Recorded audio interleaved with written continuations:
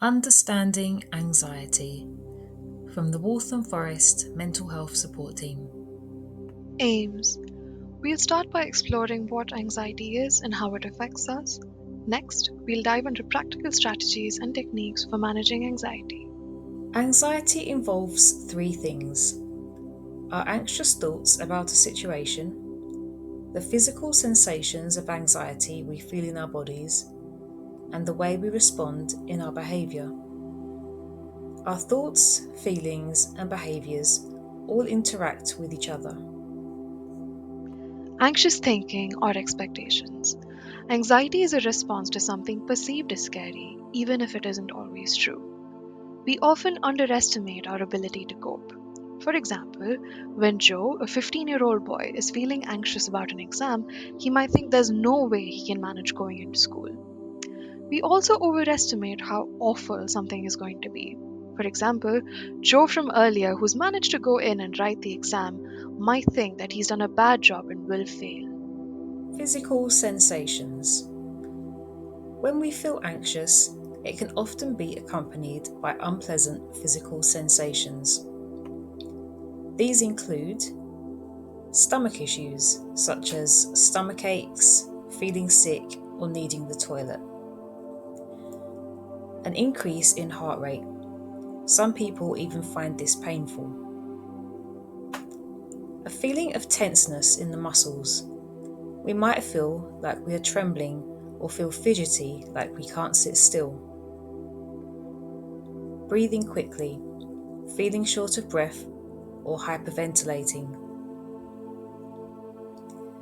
Feeling dizzy. Our mind might seem to go blank, or we might find our thoughts racing and be unable to focus on anything else. It's important to remember that whilst these sensations can feel pretty scary to experience, they are not physically harmful. The physical symptoms of anxiety can be quite unpleasant and are caused by something called the fight, flight, and freeze response. Anxiety can be helpful in many ways.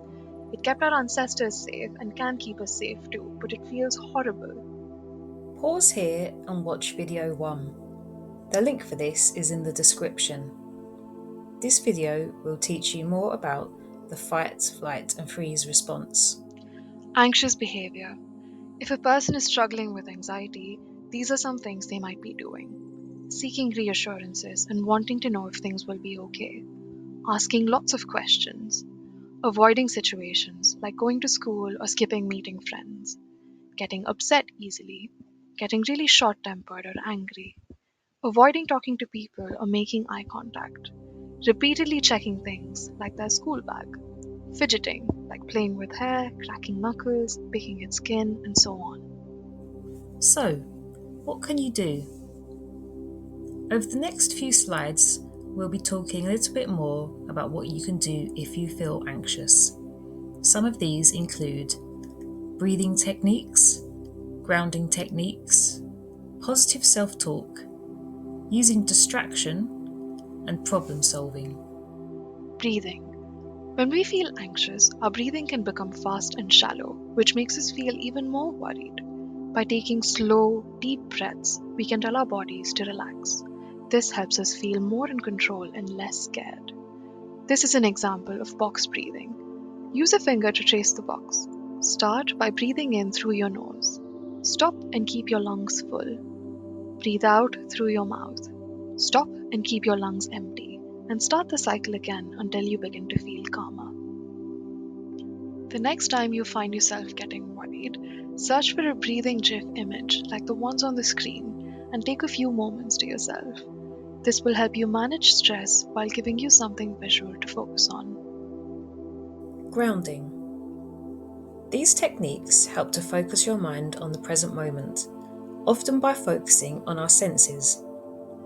These can be really helpful to ground ourselves in the present moment rather than thinking about the past or the future. Here are some grounding techniques you could try if you start feeling anxious. These include the 5-4-3-2-1 technique. This involves you focusing on the 5 senses. Look around and name 5 things that you can see. Listen and name 4 things that you can hear. Touch 3 things nearby and feel the texture and temperature of these on your skin. See if you can identify 2 things which have a scent. Lastly, focus on the taste of one thing. If you have nothing to taste, take one slow, deep breath. Another option is naming things in different categories to keep your mind present. For example, you could look around and notice all of the things in the room that are a certain colour, such as blue. Or you could make a list of all the animals you can think of that live on a farm. Positive self talk. Anxiety can sometimes cause negative thoughts about ourselves because we underestimate our ability to cope. The catch it, check it, change it technique is useful because it helps us take back control of our thoughts.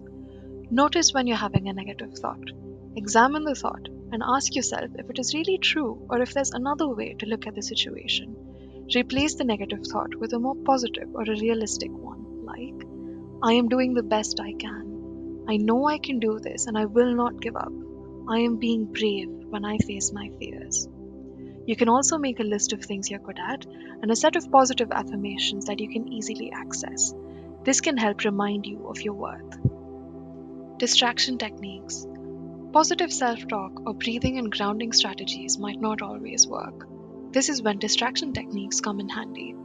Reading or listening to an audiobook, talking to people you trust, or playing a video game can take your mind off things and give you a break. Problem solving. All young people have to face difficult situations at one point or another in their lives. Sometimes these worries might be realistic. It's important to learn to solve problems independently. In the next slide, we'll be thinking about Joe, who struggles with exam-related anxiety.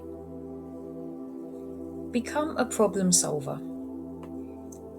In the table below, we can see a simple way to make our worries and problems seem more manageable. First, we identify the worry or problem we want to explore.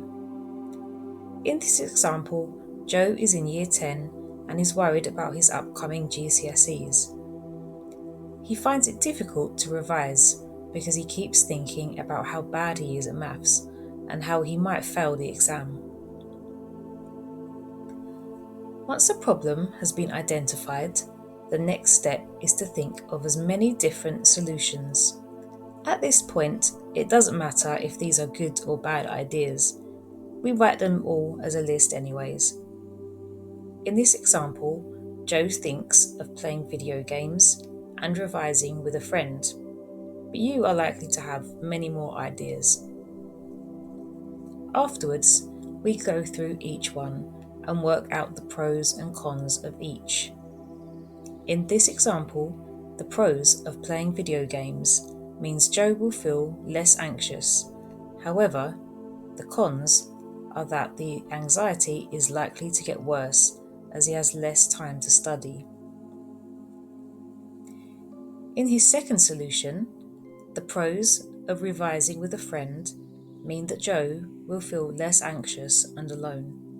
He is more likely to finish his revision and he will feel more prepared. However, the cons are that he might get distracted by his friend, or he might feel a little bit anxious in the beginning. Finally, we decide which solutions are achievable and which ones to go forward with. In this case, Joe decides to revise with a friend. Thank you for watching. We hope you found this video helpful and that you've learned what anxiety is and how you might manage it. Here are some further services that you can explore.